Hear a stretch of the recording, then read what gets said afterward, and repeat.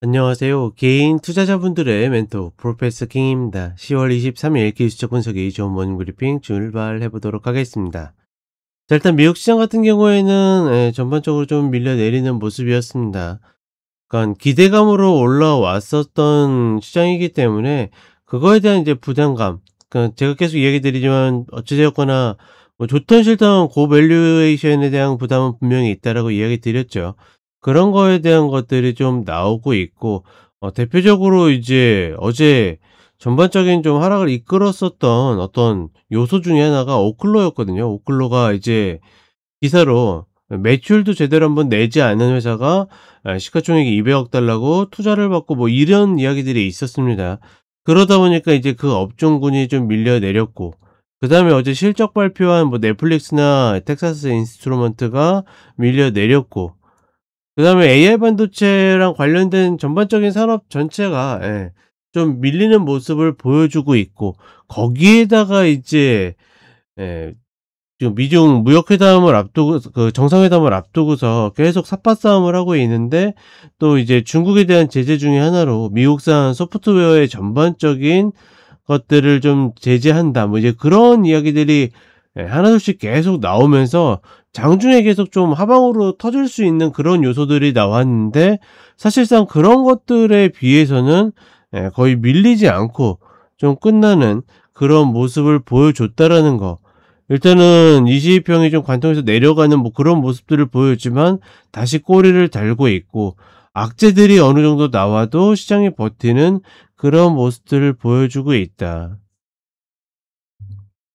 따라서 여전히 봤을 때는 다른 거 없이 엔비디아가 급락이 나오지 않으면 미국 시장 전체적으로 봤을 때 급락이 나오기 어려운 조건들을 여전히 유지하고 있다라고 보시면 될 것 같고, 다만 지금 구간에서 신고가로 치고 가려고 그러면 좀 우리가 눈에 띄는, 그동안 알지 못했었던 좀 더 큰 호재가 필요하지 않을까, 뭐 그렇게 판단하고 있다 정도로 인지하시면 될 것 같고, 한국 시장 같은 경우에는 정말로 이 기술적으로 기본적인 어떤 정석적인 흐름들이 있습니다. 그런 것조차도 정말 무시해서 내려가는, 어제도 이제 윗골이 음봉이 발생을 했기 때문에 예. 시가 고가로 해 가지고 음봉으로 밀리면 그대로 밀려서 끝내야 되는데, 또 종가로 가면서 다시 들어 올려서 풀 양봉으로 끝나는 그런 모습을 보여줬죠.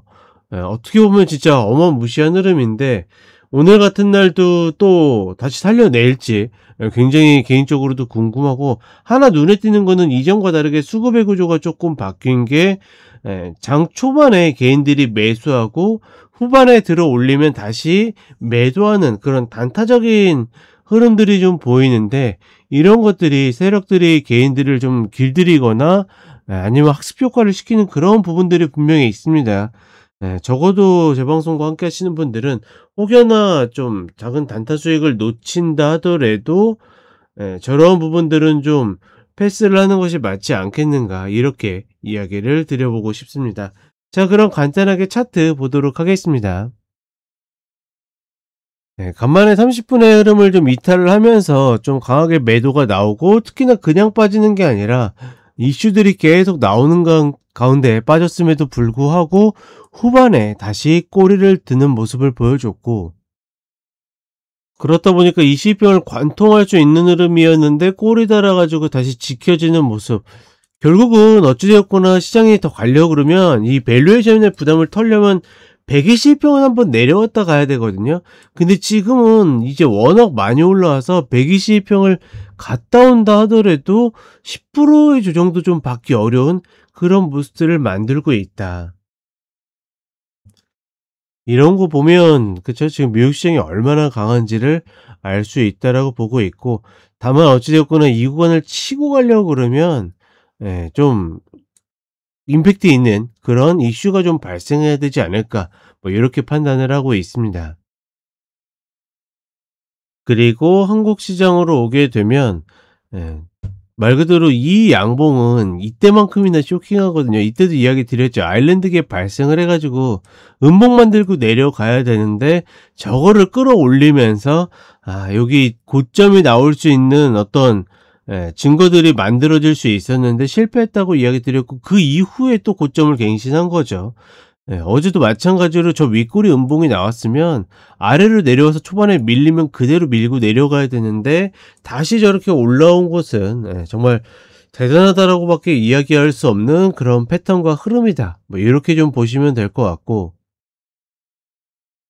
결국 저런 흐름들이 계속 반복되고 있기 때문에 우리가 고점을 찾아내지 못하는, 예단할 수 없는 그런 구간이 계속 만들어지고 있다라고 보시면 될 것 같습니다. 그리고 하나, 코스닥이 좀 이제 올라오다가 주춤하고 있는데, 냉정하게는 바이오 제약 빼고 나머지가 올라와 가지고 가야지 개인 투자분들이 조금 더 좋을 수 있는데, 일단 2차 현재는 어느 정도 좀 움직여 주고 있죠. 이런 순환매가 조금만 더 된다라 그러면 전반적으로 그동안 소외되었던 것에 최소한의 보상은 좀 받지 않을까. 예. 지금은 그러니까 이전 같은 경우에는 좀 조정이 나와 가지고 이런 것들이 만들어졌으면 좋겠다 싶었는데, 지금은 그게 아니라고 그랬죠. 지금은 그대로 가면서 순환매가 만들어져서 가야 된다. 뭐 이 정도로만 인지를 하시면 좋을 것 같습니다. 다만 어찌 되었거나 미국이든 한국이든 현물을 매수로 들어가는 그런 흐름들이 굉장히 어렵기 때문에 그런 부분들에 있어서는 여전히 좀 기다림이 필요하다. 뭐 이렇게 정리를 하도록 하겠습니다. 자, 그럼 저는 쇼츠로 또 찾아뵙도록 하겠습니다.